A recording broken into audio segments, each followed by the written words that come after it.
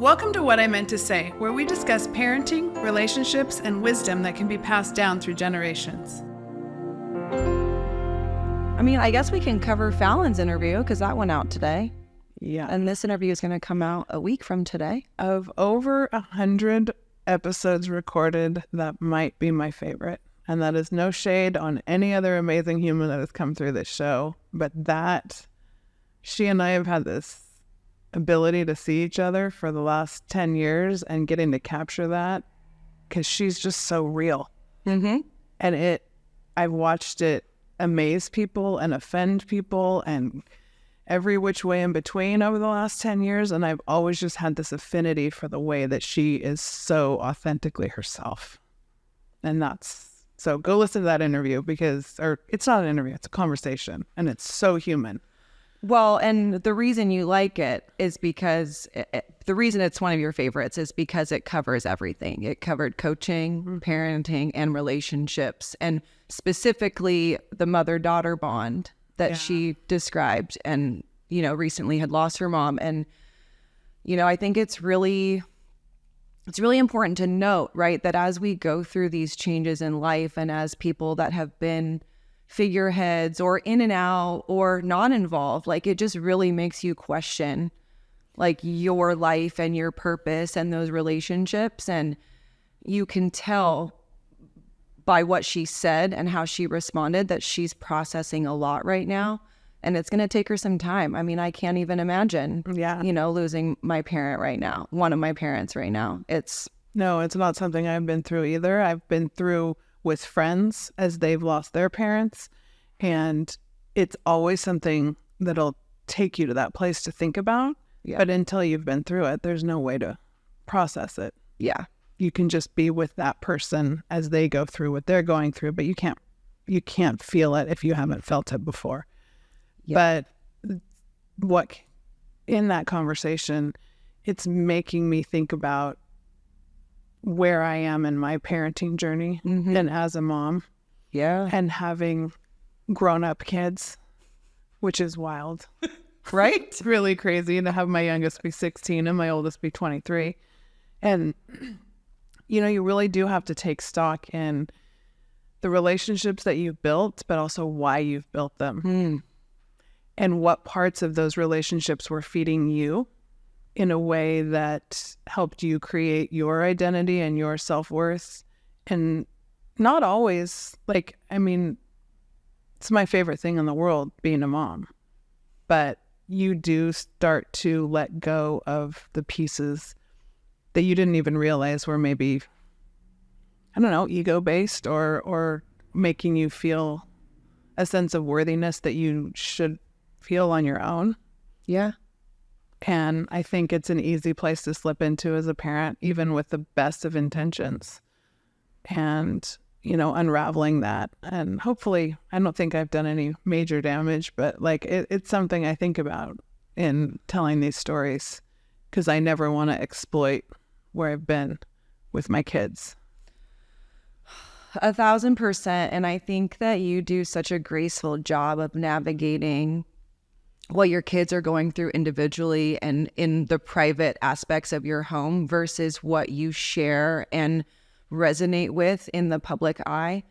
And, you've told me this a lot of times off camera, and in your parenting style, talking about how you have to ask yourself, what is the character trait or the personality trait that I'm trying to instill in this child right now? And I think in order for you to be able to do that for your kids, you have to be able to do it for yourself too. So it seems like that's the process that you're going through right now, is really doing a reflection on, what you are trying to teach them, but what you're also learning about yourself. Yeah. No, and you can't teach it if you can't lead by example. It's hollow. No. And kids pick up on that faster than anybody else.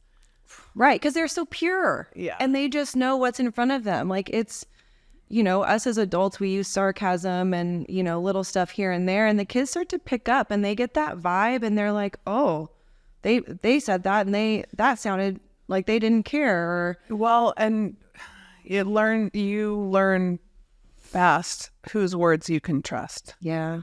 And, I definitely think that as we go through life, whether we're in more situations where we can trust the words of the people we're around, or we have that intuition that something doesn't feel right. Mm-hmm. And then it plays out in every relationship. You don't know whose words to trust. And it's like what you're trying to create in your kids is that same sense of safety that you want to feel for yourself. Mm-hmm. And I never would have known that, having had my first at 25 and my last at 32, and all the things I've learned since then. Right. That sense of safety that I always wanted to feel, emotional safety. Mm-hmm. That's what I want to give my kids. And that's why sharing stories, because life is life and we all go through stuff. And, I'm so huge on the non-shame-based way of parenting, right? I mean, Yep. We're all human and we get ourselves in some gnarly situations and we get ourselves in some amazing situations. And we learn from all of them, and you can't compare but you really can't shame. No. But also that lesson of everything you go through is not everybody's business. And people will be judging a situation that they don't really have all of the information about. Yep. And, it's our job to detach from the opinions of what other people think. And then we can teach our kids. I can teach my kids to do that. Yep. So two things are coming up, and one of them is that shame-based, right? Like, we're all humans and we all make good decisions and bad decisions and mediocre decisions, and we do good things and sometimes wrongful things. And really, it's how you respond and how you grow and you learn from those, right? I had an experience in Iowa when I moved there to take on a junior college coaching job. I was working as a teacher and I was also working in residence life. And within, I want to say it was 3 months of being there, I was arrested for driving under the influence. And I didn't know this as I stayed the night in jail, but in Iowa, there's an app that all of the public police records get put onto. So everybody in town already knew that I had been arrested and I spent the night in jail. And then, a day and a half later, I had to do this presentation at the quarterback club, and everybody knew, which I still didn't know at this point that everybody knew. But the great thing about it is the provost, so my boss, the boss of the whole school, basically, like, we had a meeting the following day and we talk about the incident, and he just asked me point blank, like, what are you going to do now? And he's like, are you going to do it again? Are you learned your lesson? And I'm like, no, I've always been a rule follower. That just happened to be a very specific event that happened. But the grace that I received from the provost saying, like, I'm not firing you, like, you're going to stay here as long as you don't mess it up, like, do your stuff. I'm like, okay, cool. Everybody in town, like, this is the culture. They're like, oh, it could happen to any of us on any given day, right? So the culture of that is a little bit questionable, And then I also had somebody miraculously in that quarterback club that night that was an attorney in town who offered his services to me at cost. Yeah. And so for me, like, it was one of the worst moments of my life. And I was so ashamed. Like, I was wearing my polo when I was arrested. And I was like, oh my gosh, like, I can't be seen like this. But the grace that I received allowed me to not sit in that shame for too long, but just be like, okay, this is what happened. This is where I'm at. And this is what I need to do to grow. And I think if more parents kind of took that on as like, well, I made mistakes, my kid's going to make mistakes. And sometimes they're going to be the same. Sometimes they're going to be different mistakes, right? But they're mistakes or learning. Yeah. And you just have to take it and be like, this is where I'm at. And the shame is where people get embarrassed and they hide things and then they're not their true authentic self, right? So, and then that rug starts getting really, really thick. Yeah. And all the stuff that's swept under the rug gets really, really thick. And then we start heading into that generational area where we're carrying things from past generations because none of it's ever been talked about and fleshed out. Right. And so, and then pulling it back to what you were talking about a safe environment, you know, how do you build a safe environment? What does that look like? For me, that looks like building trust based on integrity, right? Like, I'm going to say I'm going to do this, and then I'm going to do it. And if I can't do it because, you know, a schedule has changed or something else takes a priority because it's a more serious, life-threatening event, then you handle that with care. But to me, like, that's one of the most damaging things as a kid, whether you're saying you're going to take your kid to ice cream or whether you're saying you're going to punish your kid for misbehaving. Yeah. Like, what you say as a parent and what you do matters. It's the same as coaching. Like, if I threaten that the kids are going to run or do something for behavior, even if it hurts me and I'm like, I changed my mind, but I have to stick to my guns, because then how else are they going to respect and trust you in other situations if you don't follow through? Yeah. Your word, like Falyn said it, your word is your bond. Yep. And what you do here with me is what I'm going to measure your trustworthiness on. And so, like, for you as a parent, I'm curious, like, how does that relate to parenting? And like, how do you build that, but managing discipline with acceptance? Because to me, that's the most delicate balance. Yeah. When you're raising children or coaching them. Because they're not whatever thing that they've gotten tangled up in. That is not who they are. It's just something they did. And that's like the really big distinction. You're not a bad person. You made a questionable choice. And, you know, life is a giant experiment. And we all know, like, at different stages, our brains are developed or less developed. Yeah. In the case of teenage boys, love you guys, but they scare the crap out of me. You know, 13-year-old girls are hard too. Like, coming into that, there's certain stages I can look back on and go, oh, yeah, it's just like a real transition point. Yeah. And that executive functioning in teenage boys is scary, because we see, and we also see we know what they don't know. Right. What looks safe to them is not safe. Yep. Their confidence, while you want them to have it, is sometimes overconfidence, or, you know, just this need to prove, or, you know, peer pressure becomes really at the forefront of them becoming who they're going to be. And they don't really want to hear it from their mom all the time. Like, I'm not the messenger. There's certain times where I know I'm not the messenger, and that's really hard, where you're just like, okay, I'm going to trust, I'm going to lay out some guidelines and know that, like, this is a testing and he might not make the right choice. And then that's where the fear comes in. So that's the other part, is like, when parents are, a lot of the shame-based stuff comes from us being scared. Yeah. So we think we can be like, how could you? Or like, how did you get yourself in that? Well, it's because we're scared. Yeah. Because we don't always know what to do. And I think that's a huge thing that our kids don't realize, like, and it's a huge realization for anybody who has a parent, which we all do. Parents are just people, right? And we see that we put them on a pedestal. And I know that I have created a situation sometimes where I go, my kids don't see my limits. Yeah. You know, and I'm human. And some days I'm so tired, or I don't want to, I don't have the answer. And it's hard to say that. But yeah, it is a very imperfect process. But it also, in a lot of ways, if you can allow it, it lets the pressure off. If you say, like, I'm doing the best I can, and you communicate that. Yep. And I've had my kids at different points say, Mom, I know you're doing the best you can, or I see that you're tired. And then you start to build this. And that's with older kids. That's not going to happen when they're young, which is super thankless. Okay. Like, if you can make it through those first, like, 12 years, then you're good, because then it starts to build into this.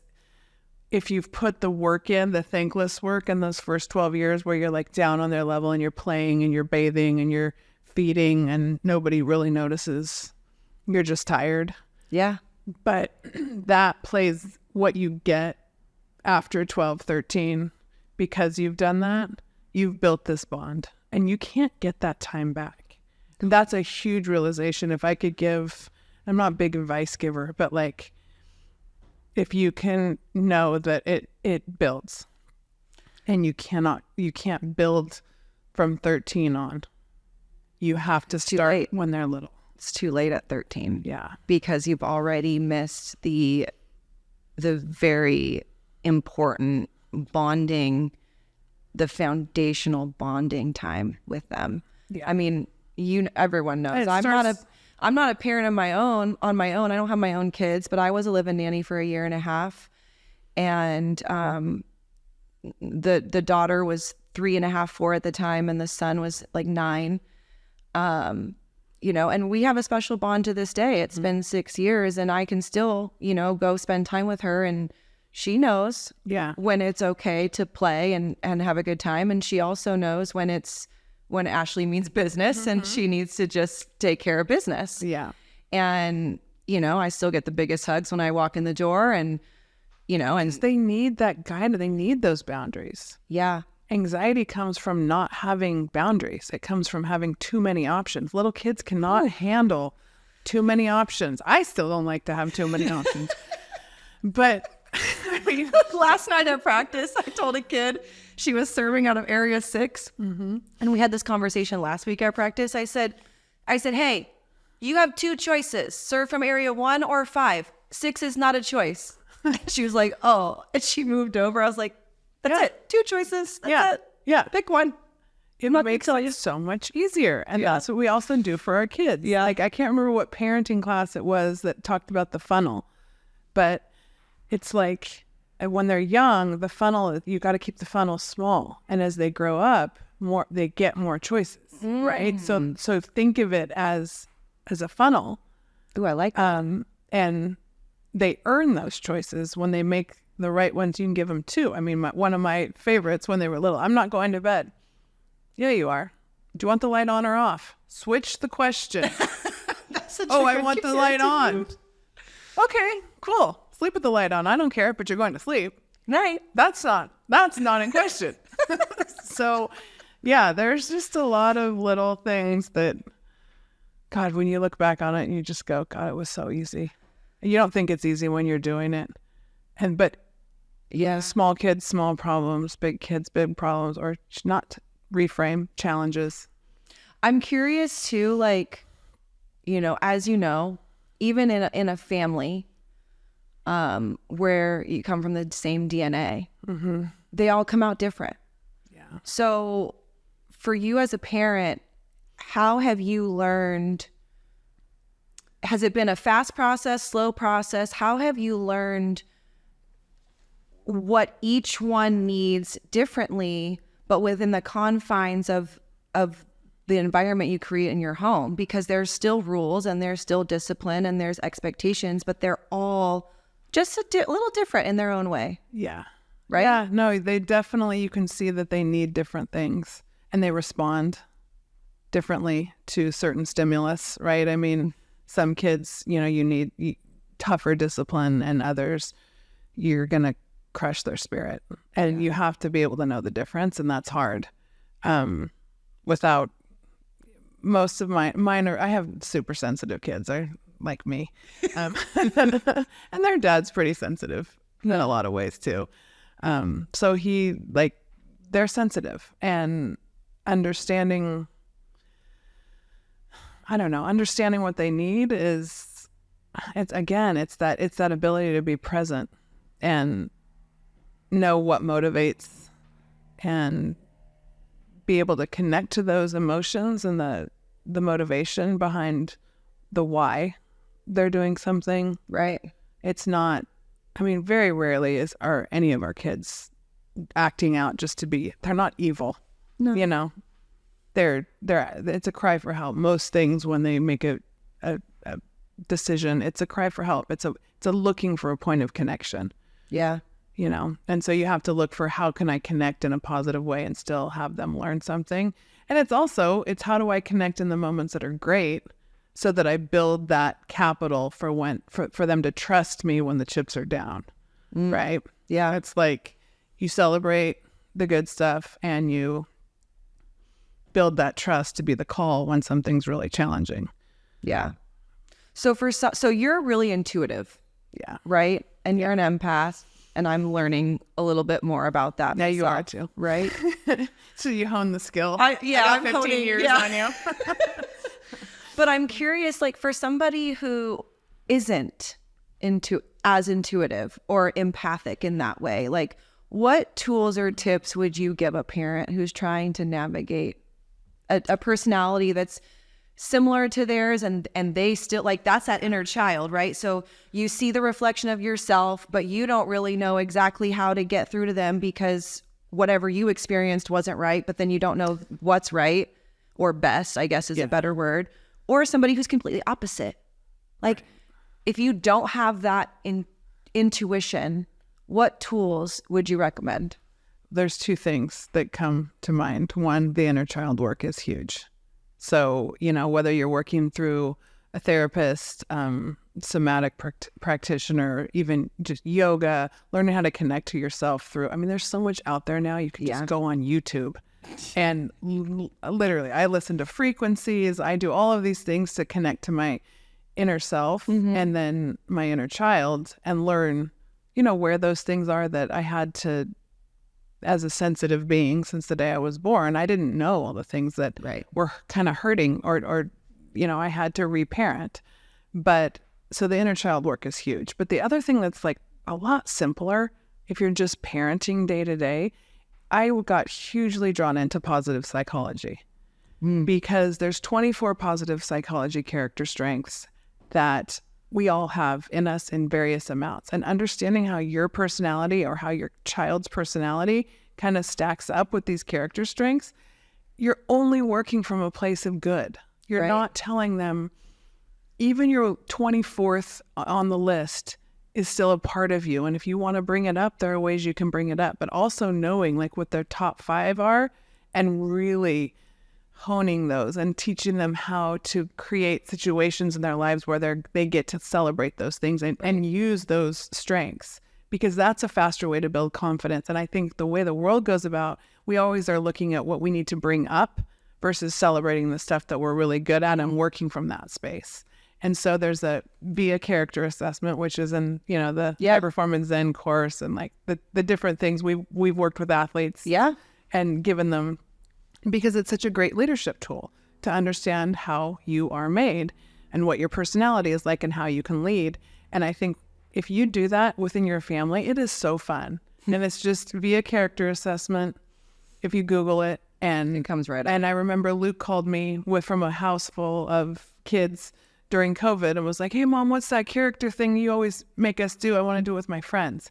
So building that kind of awareness, like those two things have been huge. And then your kids also, they know what you're about.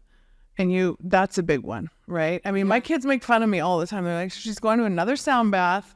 She's leaving for yoga again.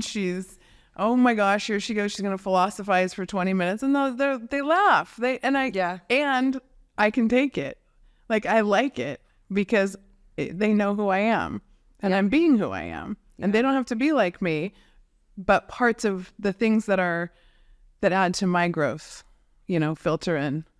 And it adds to theirs too, because they see you in that constant growth process, and they know that growth and that evolution is attainable, right? A lot of people I don't think that they recognize that. I called my mom a couple months ago and asked her, like, Mom, where did I get all this self-awareness from? Because like there are moments in my young adulthood, like from college all the way through till now, where I can distinctly remember having feelings like uncomfortable, sad, angry, whatever. But then sitting there and being like, okay, well, this is important for me to feel right now because I'm learning something. Don't know what it is yet, but will be. Or just being like, oh, well, this is making me feel this way because that happened 5 years ago. And so I need to figure out how to process this now so that I can be healed and grow moving forward. Because there's nothing you can do about the past, right? It's what what can I learn from it? How can I grow and move forward? And then you just kind of let it be there. Yeah. But see, that's your intuitive nature. You're listening. And a lot of, whether we all have different amounts of intuition, whether we can hone it, whether that's, that's gut related. I mean, that we can go down that whole nutrition route and like the way that we're feeding and creating that feeling in our gut so that we can trust our intuition. Yep. But there's so much to that. And a lot of society and a lot of the way the world is now is teaching us, and always has, to stuff it down because it's so uncomfortable. Right. And there's a million ways we can distract from that listening to that intuition. And I mean, well, and what you just said too, like instead of stuffing down the bad or whatever's uncomfortable, like lean into your strengths. We talk about that all the time around here. Like if everybody would just identify what their strengths are, what lights them up, what makes them passionate, and everybody's working from that place, then we can all like succeed and be vibrant because we're all passionate and lit up and working from places that we know how and we're confident in because we're strong in them. And we don't have to feel this sense of competition and ego that somebody's trying to trample on our thing when nothing's really our thing. It's just we're a piece of the puzzle. And if everyone's working together, it's such a different feeling. There's so much freedom in that space. I'm getting goosebumps because this year, I changed my club scene here in the South Bay. And the biggest reason for doing that was because I've been in a constant state of trying to balance my life, right? Because I learned growing up, my parents were very good examples of hard work. Yeah. You show up and you do the work and you have integrity and all those things. And yeah, I can show up and do the work, but I wasn't designed to just go, go, go, go. Right. I feel much better when I can go and then rest and then go and then rest. So I made this move so that I didn't have to work every single weekend. Volleyball practices was my main reason. And the first tournament that I left this season, I had this very like calming wave that came over me as I left the gym, and just being like, that's what it feels like to not have the ego involved with the coaching. Like my team could win every single match. My team could lose every single match. They could be recruited by all the college recruiters or none. And none of that shows exactly my ability to coach and connect with these kids on a level that, they know that I care about them and that I'm not just invested in their volleyball growth, but in their growth as a human being, right? Yeah. Like the conversations I'm having with some of these kids right now, like they need me in their life. And that's not even supposed to be egoic either. That's just like, I just find, it gives me goosebumps. I find so much like gratitude and calming in that I know I'm right where I need to be. Yep. And it's not easy still, and there's challenging times, but like just to let the release go, because up until this year, I always thought like, well, my team's not winning or my team's not in the top whatever, or if so-and-so is not complimenting me, then I'm not doing a good enough job. Well, screw all of that. Like I am who I am. I know what my strengths are as a coach, and I could out-coach most people around here, but I don't need to. Yeah. Because the effect and the connection that I'm having on these kids is really what freaking matters. Yeah. And it's so freeing to just like go through the turmoil that I felt emotionally and physically and mentally making such a big decision and change, but then coming to the other side and just letting the calm wash over and just being like, all of that was for something, but I'm here now. Yeah. And it's like, so you're experiencing presence. oh, dang. Let that like flow. You flow want to stay there. You're flow state coaching, which is awesome. And guess where that came from? From putting yourself first, Yeah. which was not an example that you necessarily have ever had. No. Okay. No. So the growth that comes for others by you taking care of yourself is the example right there. Because and since I've known you for the last 10 years, you've always been working 3 jobs. You've always been everywhere you need to be. Plus, you're always giving your 110%. And without the right supports in place, it's a recipe for burnout. Yep. And I told you a while ago, I said, the discipline is 100% in place. It has been ever since I've known you, but you haven't yet experienced the freedom that comes with the discipline.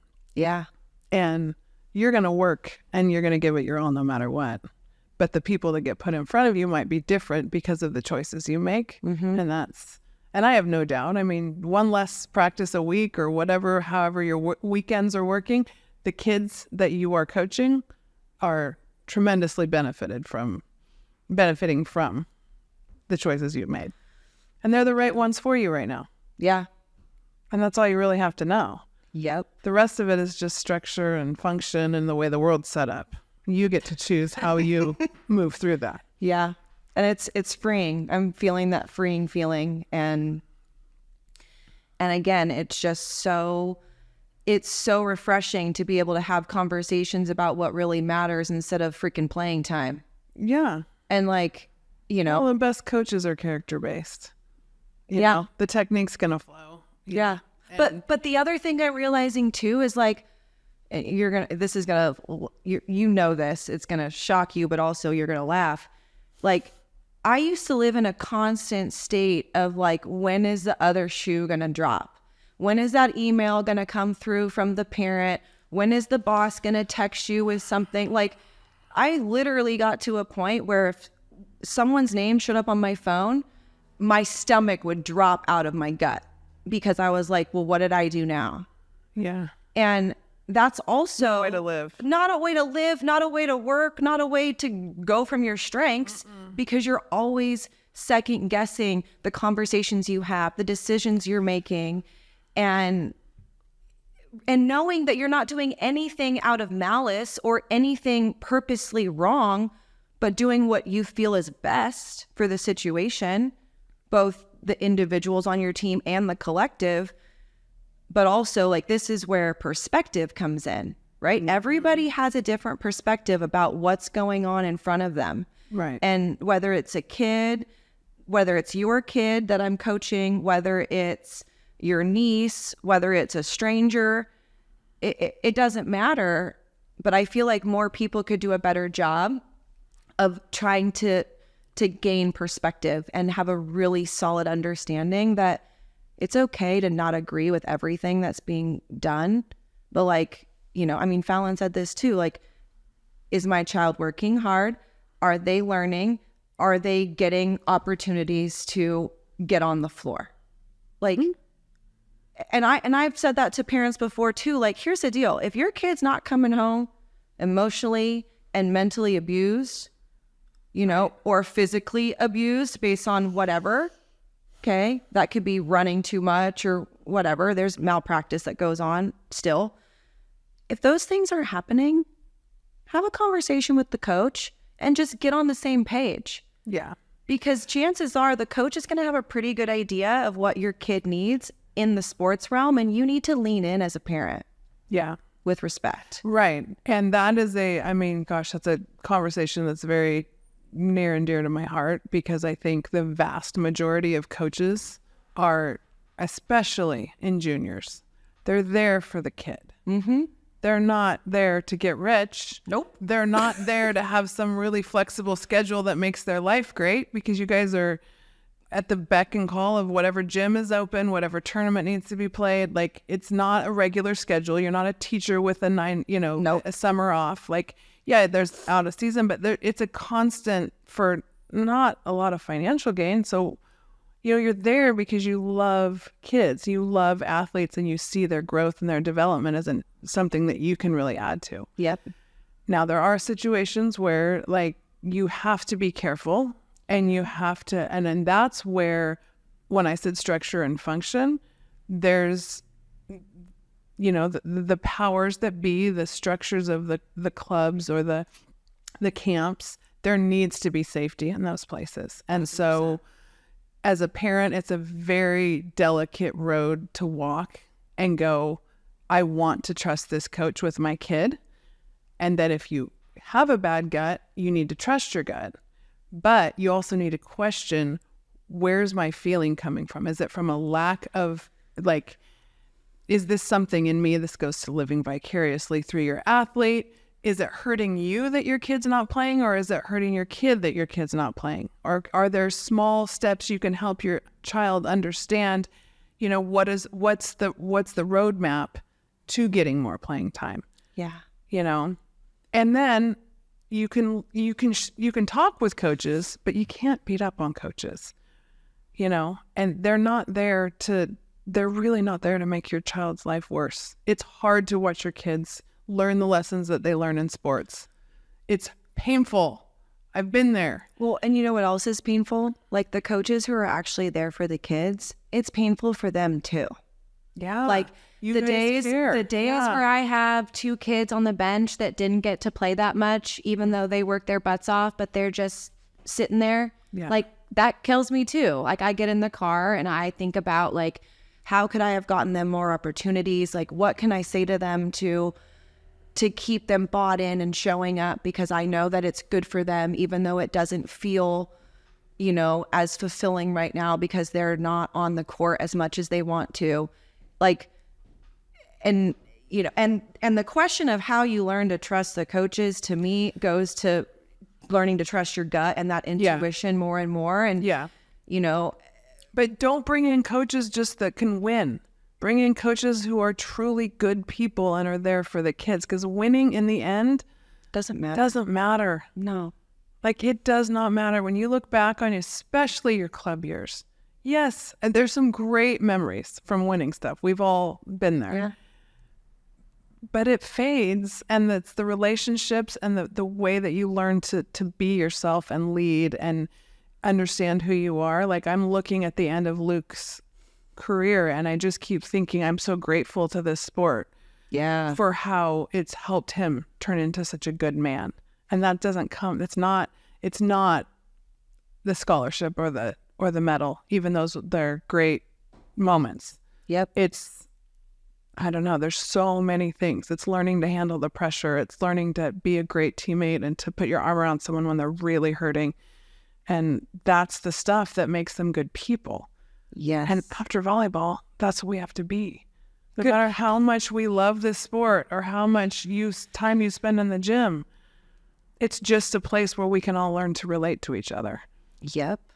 How to work together, how to recognize each other's strengths, work from them, how to develop even some of the weaknesses, even though that shouldn't be a focus. It's, and that's the part of working with a team that I love is that interpersonal dynamic. Yeah. Because to get 12 to 14 young people on the same page toward a common goal, all different walks of life, different levels of skill, different goals as far as college, because you want to create an environment in which they can learn those lessons and they walk away and they go, I really enjoyed that. Because I loved my teammates, my coaches. I felt like they poured into me. I learned some stuff.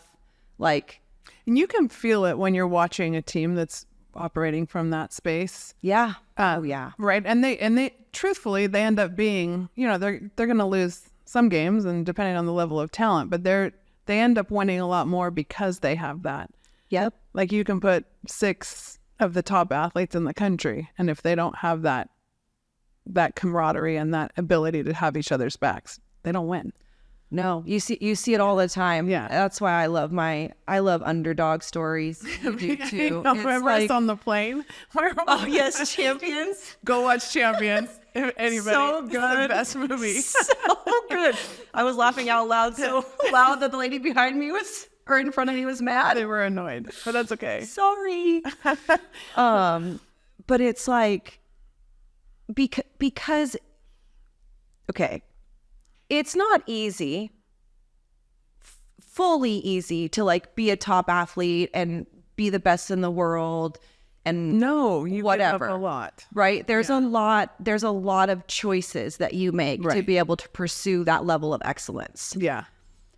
But when we're talking about juniors, okay, because a lot of it's up here. Yeah. It's not even having to do with what they can physically do. It has to do with what they're talking about up here Yeah. and how they work together.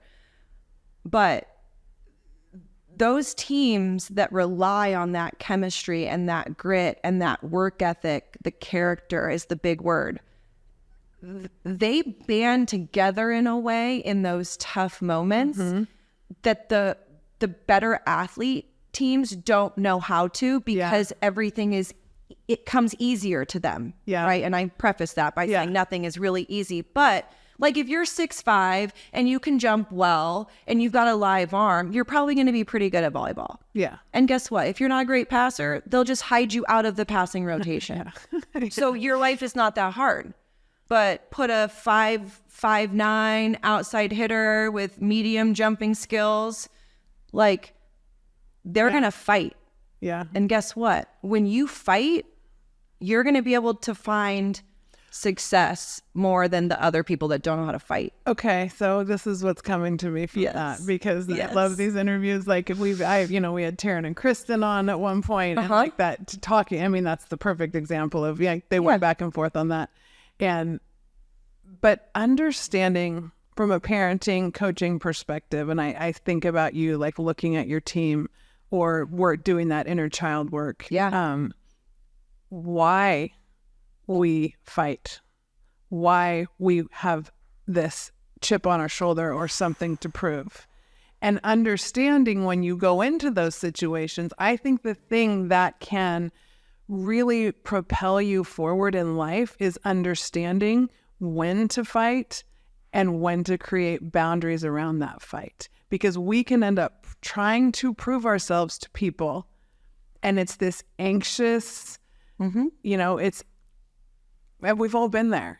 Yeah. And I think a lot of athletes don't know early on that they're there. Like, yes, you're there to get on the court and you're there to compete. That's part of who we are. But why you do it, and knowing that no matter what position you earn or don't earn, that you're worth it no matter what. God, that's a better place to work from. Yeah. When I look back, I'm a people pleaser by childhood. Yeah. Right. I'm the oldest of 5 kids. I was parentified early, so always been very responsible. Always wanted to make my parents happy. If things in the house, if I was babysitting and things like chores didn't get done, I got in trouble, even if they weren't my chores that didn't get done. But volleyball was the last sport that I played. I played soccer, softball, basketball, track. But like when I played volleyball the first time, like I fell in love and stopped playing everything else except for I ran track for 2 years in college, but that was to work out more and lose weight so that I could play volleyball better. Okay. I think most kids, this is a generalist statement, but I think most kids want to exceed and excel in their sport because it provides them self-worth and value. Yeah. For me, I was always behind the curve for volleyball, right? Because I was a late bloomer. So I was always having to work my butt off for any playing time, or by the time I'd earned my scholarship in college and earned my captainship and starting position. Even though I could probably say if I looked way back, maybe it was about some self-worth, maybe it was people pleasing, but I just remember wanting to be good and like have fun and learn. But that's the part of you, like, I honestly think like we're born athletes, and some kids like to perform, some kids like to paint, some kids like whatever that thing that it is about you. Yeah. But for athletes, I'm almost 50 years old. I'm still an athlete. Like you put me out there and I'm like, no, I want to figure out a way to win. Yep. I want to, and I don't always have the skills to do it, but but it's in there, right? Yes. That fighting spirit's in there. And even though I was more gentle as a kid, like I tell people that's my favorite thing to do is go through the gym and look for the middle block. I'm like gentle giant, like, and then you know how to coach them, because it didn't come out in me until, talk about being a late bloomer, until later. And now people say, I see you watch sports or play sports, and they're like, I've never seen that side of you, because it's in there. Yeah. And I think if you have a kid and you see that, it's important to nurture it. Yeah. But just let it be from a place of positive growth, and not from a place of I've got something to prove to my parent, to my coach, to my teammates. Yeah. All you have to prove is that you're going to show up and do your best. And to go back to more of your question, it's like I had a conversation with one of my kids. So it's funny how this all freaking works, right? Mm-hmm.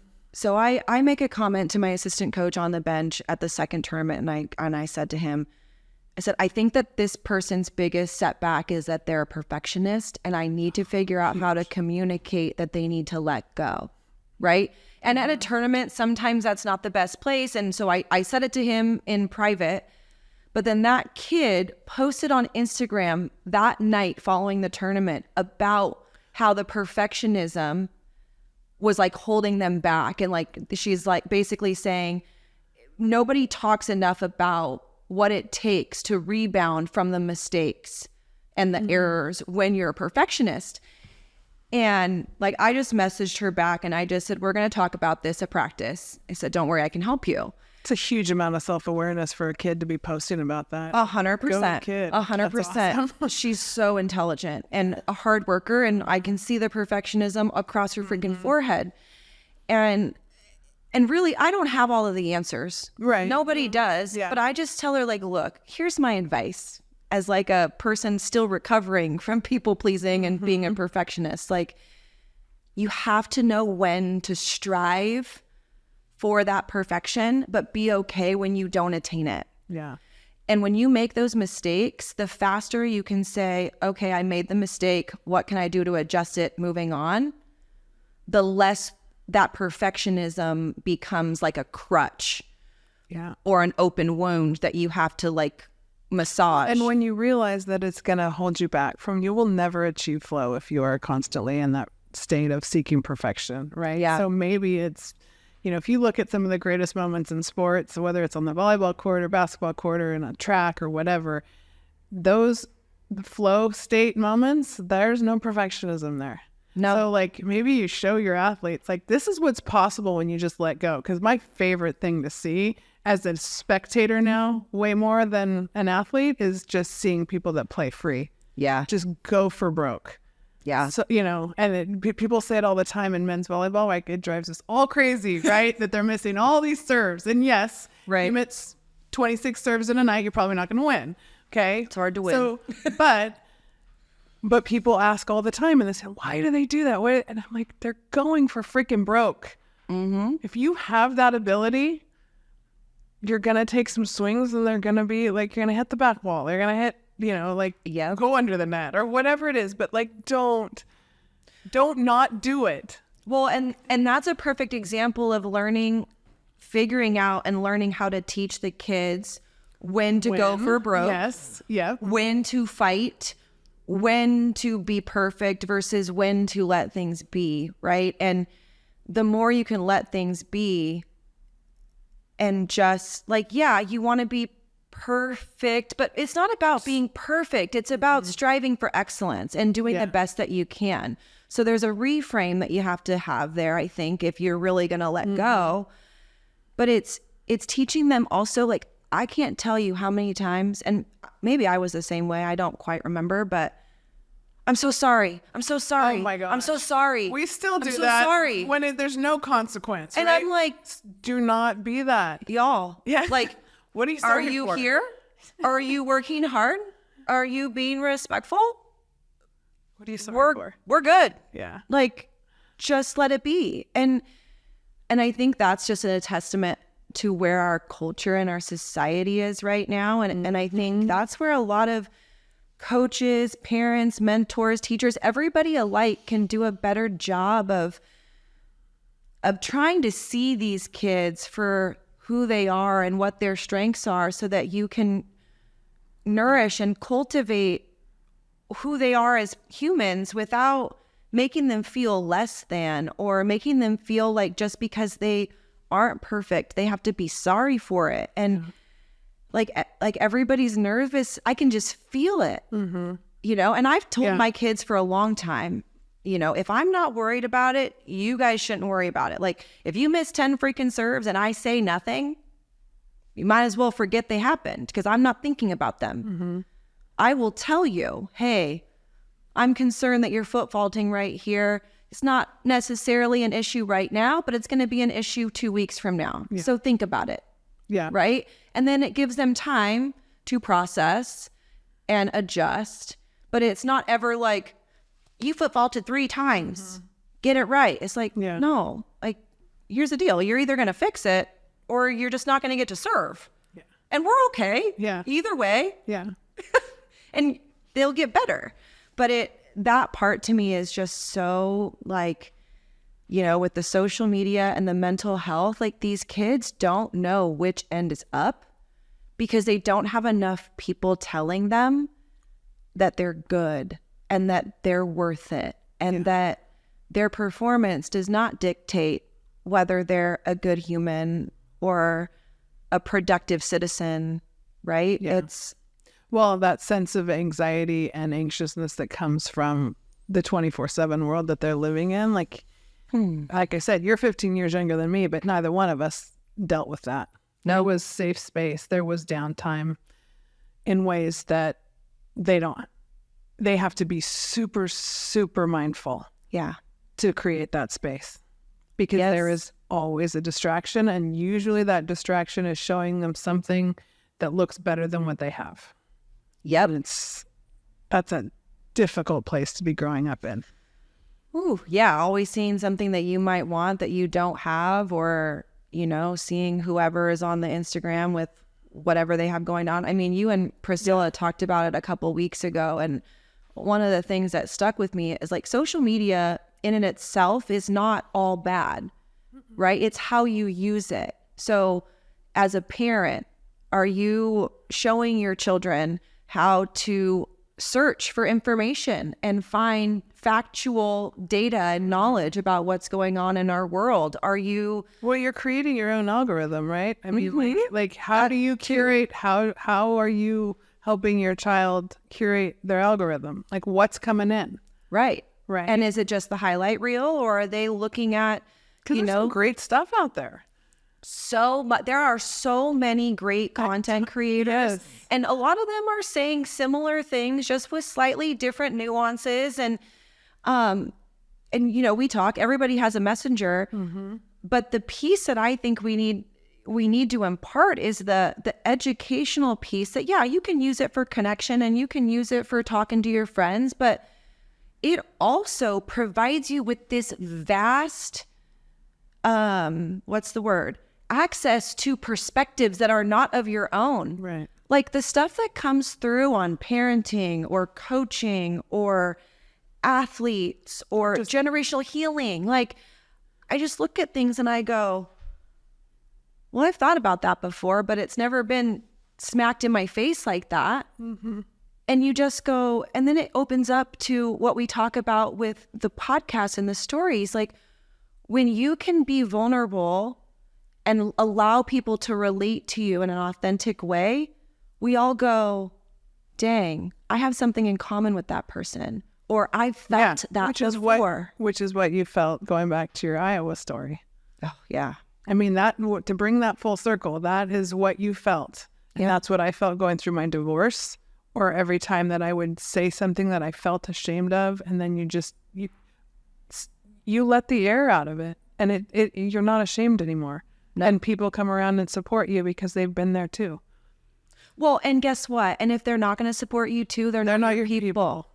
Right? Like, and then that's really the clarity too. Like, when we're talking about all of this stuff and even getting into some relationship stuff, it's like, if you are okay with who you are authentically, honestly, then really the ball is in the other person's court to accept you as you are, or to be like, well, you're not my cup of tea. Right.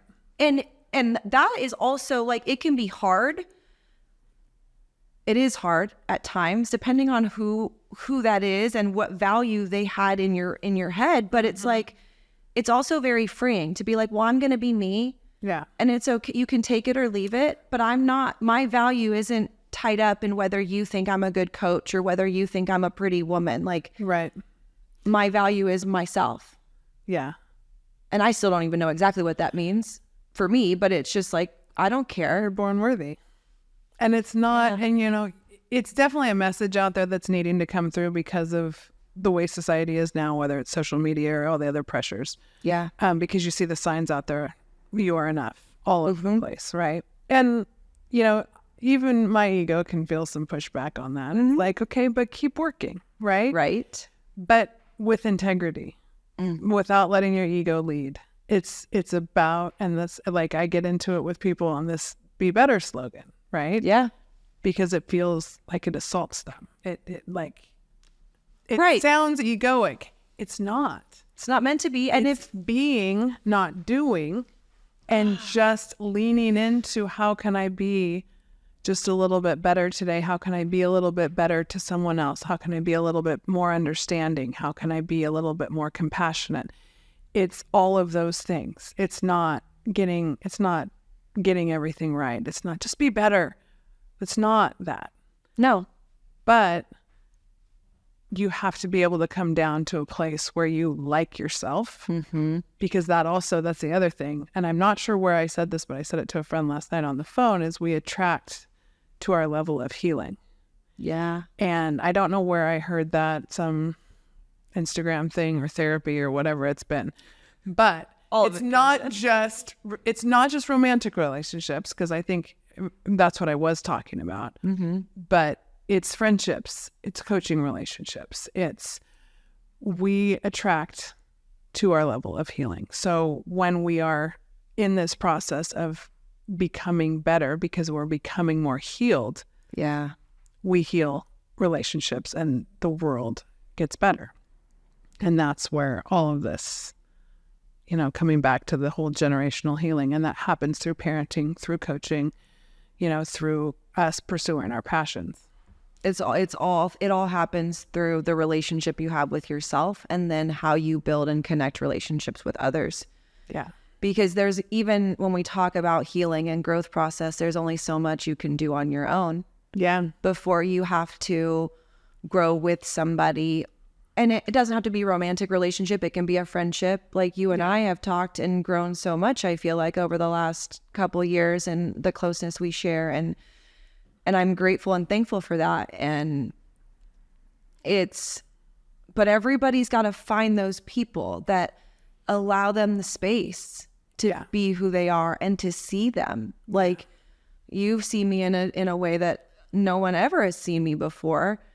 And it allows me to settle in. Like, you have been a part of my healing for probably the whole time, but especially in the last few years, like, providing me the space to heal and be okay with where we're at and where I'm at, and the things, like, it's always changing. Yeah. And the sad part is not everybody has the support system like I have, or like we have. Yeah. And it's, again, like, the more you can be authentic, the faster you find those people. Right. And it doesn't mean that the people who are important to you in the past or now that are not, as you evolve, their role just changes a little bit here and there. And it doesn't have to be bad, and it doesn't have to be the end, but it just changes as you evolve. Well, like Falyn said, you can love people from a distance. Yeah. Because so many of the things that I've gotten frustrated, you can do the inner child work, you come through life and you attracted to your level of healing, and then that relationship was damaging in some way. But the thing that keeps coming back to me as I process that stuff, where I go, oh, I messed that up, or I made a wrong turn here. When you look out and you look at that other person or that other group or somebody that hurt you, the only answer is love them more, but you have to love them from a distance. Right. And that's like that forgiveness concept, right? Like, I can forgive you, but I don't forget. Yeah. And it's not from a place of I'm holding a grudge. It's like, well, it's got to take care of me. Yeah. And this evolving version of me that understands more than I did a year or 2 years or 3 years ago. Right. And if you're not evolving and growing, then what are you doing in life? Like, you're just sitting stuck, doing the same thing over and over again? Sounds like insanity to me. You know what I mean? Well, like, to bring it back to coaching. Yeah. It's like, and you have to get yourself, like, you have to ask yourself the questions. Like, you ask me, like, what do you want your day to look like? Other friends have asked me, like, what do you want in life? Mm-hmm. And sometimes you don't have those answers. But the thing is you have to keep asking yourself those questions until you have the answers. And those answers can change over time too, which is the other thing. Definitely. They change with you as you grow. But to me, you have to be asking. Yeah. Because who wants to be stuck? Like, who wants to feel like they're in a bucket of quicksand or, right. Being a constant state of stormy weather? It's like, no, low vibrational nonsense. I don't want that stuff. Coin that. Yeah. Vibrational nonsense. Things are going to attract more of it. So it's, yeah. But the more I learn about people and about myself, the more I just go, like, there are so many tools. Yeah. There are so many avenues that you can explore to learn about yourself and learn about the world. And it doesn't have to be right or wrong. It's just curiosity. Just learning. Yeah. Just take it in. And, like, one of the most recent things is the human design stuff. I mean, you took me to a workshop a year ago, and fast forward a year, and I'm like, got the book open with my family, and I'm like, oh, you're this and you're this. And I can pick people out based on, like, 5 minutes of talking with them. And it's not about control. You can see how we all fit together. It's like, well, that's also part of my human design as the projector that you are too, right? We see strengths in other people. And in order for you to see that and be true to who you were designed to be, you got to pay attention. Yeah. Like, you have to be paying attention to the things and asking the questions and seeing certain people for who they are and other people for who they're not. Mm-hmm. And, it's just funny to see things play out. Yeah. And as you change, there will be people around you that are not comfortable with your growth. And those relationships change. Yeah. And it is what it is. But what's worse is stifling your own path, because your human spirit will feel so stuck. And that's when all of the things that everyone's talking about, the anxiety, the depression, the burnout, the, lack of connection that spirals into addiction, like, it's literally that important to stay true to yourself. Yeah. Because it's the only thing that gives you real longevity. It's the only thing that keeps that path fresh and moving down and creating new relationships, and ones that should stay, and ones that need to evolve into something that's part of your past or something different. Yep. And that's life. Yeah. And that's like the most important thing, I think, as I've learned about this people pleasing, and how, like, whether or not you had big trauma in your childhood, the way you were parented has a direct impact on who you become, at least initially, and your relationships that you develop, right? The people, the certain things you look for, that you're attracted to, right? And so for me, it's like, I've been a people pleaser. So I've said yes to a lot of things, work, business, like relationships, all of it. And so leaning into the sense of self-worth and being okay if someone's disappointed that you said no to something, or, that a nanny job is no longer like I was saying yes to everybody that wanted me to do a job for them. Like You and me both. all of the stuff. Totally. And really it was a sense of a need for survival, right? Because I need to make the money and pay for the roof and the food and the car and the whatever. Right. But also, like, as you say yes to all those things that are not meant for you, you don't have space for what is meant for you. It's true. Right? So Huge realization. Yeah, there's only, we can get into the quantum realm and all that. There's only so many hours in the day, and there's only so much energy. And as a projector, going back to human design, we're jumping all over the place here, but you need to rest and you need to choose the things that are right for you. right. And then learning how to do that. That's an evolution in itself, and I'm still doing that at 49. So, Well, we're going to be evolving for our whole lives, I think, because that's just who we are. Well, I mean, it seems like it would be boring to do anything else. It is. I mean, It it's is. challenging and it's freaking frustrating to be out here doing work every day and other people just, I don't know, driving to work and Yeah, but see, Doing that's nothing. the difference. That's the difference, though, between the entrepreneurial journey and the, there's nothing wrong with the entrepreneurial. There's nothing wrong with the corporate gig. nope. And then there's every iteration in between. And all I know about you is you are so highly qualified to do just about anything. You're one of the fastest learners I've ever come across. That's the embracing the chaos and the letting go of the perfectionism and learning to, have a voice and speak up. And it adds to this whole process. And you and I both as projectors, like we have to be invited into the space rather than push in, because that is a frustrating thing for a projector. Yes. And I'm talking over. If you don't know about human design, Google it. It's really interesting. But it's a difficult space to be in the entrepreneurial space, because we're creating a place where we want to invite people in versus being invited in. And it's conversations like these that I think really can help the world. And there's so many out there. Yeah, I'm not saying just listen to ours, but listen to people who are on a path of growth that want to believe in a better version of you. And if we can come around to that, whether it's the kind of parenting I want to do, it's the kind of coaching I want to do, it's the kind of coaching you do with your kids or the kids that you take care of. Yeah. Surround yourself with people that believe that you're enough, but that also believe in the best, that the best is yet to come, that the best version of you is this evolving, curious self that It's wants still to coming. keep learning. Yeah. Yeah. Yeah. That's powerful. Yeah. It's powerful. Fun stuff. We could do this all day. We could do this all day. But I think I have an acupuncture appointment in a little while. Soon. That's the best.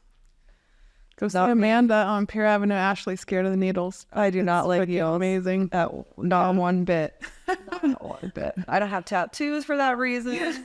I avoid going to the ER for that reason. Well, maybe we do the next podcast on fears and how we let go of them. So, and then I'll get you into acupuncture. How much does it hurt? It doesn't hurt. It's a little, you're an athlete. It's a little uncomfortable sometimes. Like when she puts them into my traps and they go try to shoot the needle back out because it's like a rock up here. But I have that too. Right? Oh, you die. It's the best. Oh, So, well, thanks for keeping it real with me. anytime. I love keeping it real with you. So let's keep doing it. And I don't know what episode this is, but it's so much fun. It is fun. Yeah. One of my favorite parts of producing it is hearing all the stories.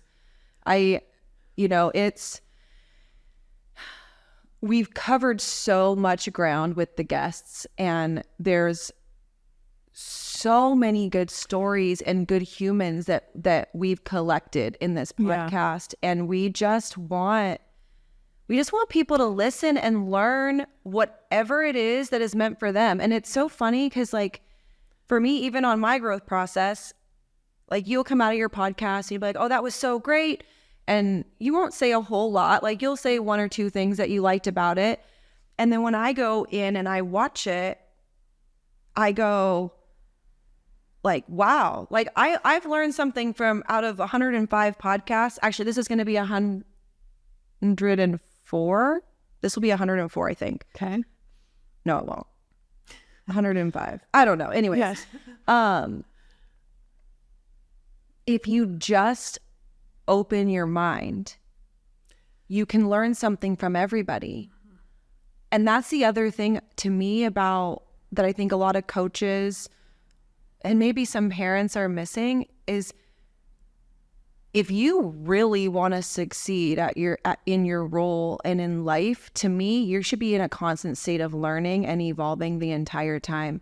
And not just learning the good, but also learning like, oh, that person didn't do that really well, and I'm not going to try that. I'm not going to try that. Or, oh, that seems a little bit foreign to me, but that seems to be working. So I'm going to give it a try and see if it feels good in the environment. And I don't think enough coaches are doing that. I think too many coaches, like Priscilla said, are coaching from that deficit or the ego. Yeah. Here's the deal, coaches. It's not about your ego. It's about the kids. Yeah. It's about what you can connect with them on that's going to teach them what they need to know for whatever's next in their life. And that could be next tomorrow, next week, next tournament, college. Yeah. Like, it's not about That's why I'm still friends with my high school coaches, because they taught me something way back when something I didn't know about myself. And that's, I think, why I've always been so grateful for the art of coaching, because it is truly powerful. Yeah. And it changes a lot of lives. And there's so much out there. But, these conversations, going back to the point of this podcast, is like, yes, we could niche down, and we have so many people on here that come from so many different walks of life. But the thing is that it's the human spirit and it's the resilience in all of these stories, because we all have that in us. And so often people don't know it. And that's what I want to come through in these stories, is really how incredibly capable we are of coming through really hard things and being better off for having gone through them. And that's what people do. That's what people come on here and talk about. So if you want stories like that, listen. It can come from a veteran. It can come from an athlete. It can come from a parent, an entrepreneur, an actress, like whatever it is. Yeah. They all have them. We're all human. Sorry, the market's so big. Yeah. And then when you come here and you love it, make sure you subscribe, rate, and review. There you go. Spoken like my great producer. I love it. Okay. All right. Well, until next time, this was so fun. Always. Have so much. Thank you. Thank you for joining us on What I Meant to Say, another production of Inspired Edutainment, brought to you by Be Better Media.